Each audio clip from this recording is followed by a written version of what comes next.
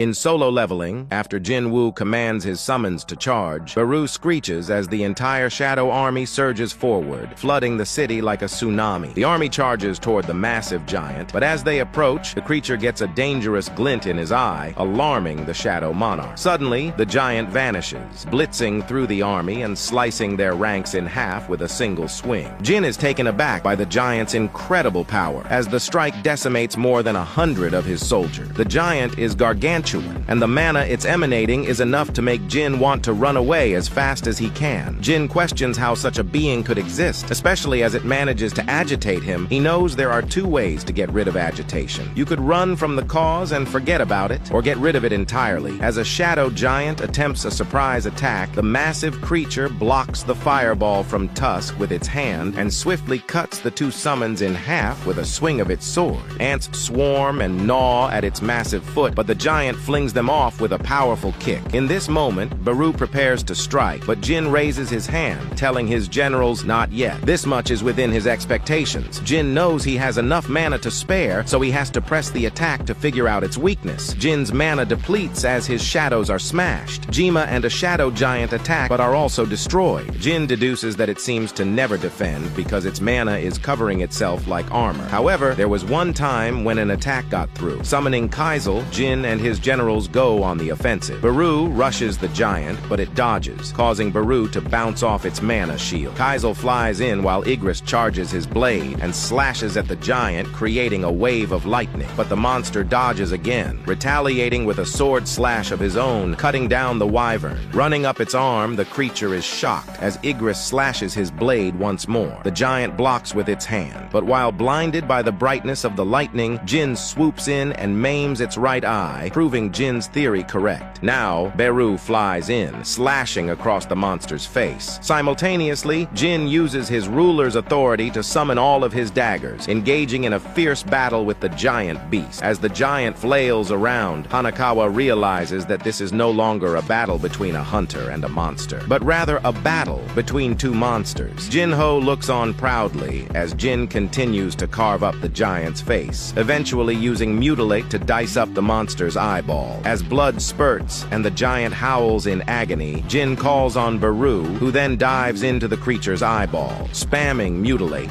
Jin continues carving the outside as Baru claws the beast from the inside. With a scratched-up face and coughing blood, the giant's giant falls to its knees as Jin is notified that the enemy has been defeated. This shit continues.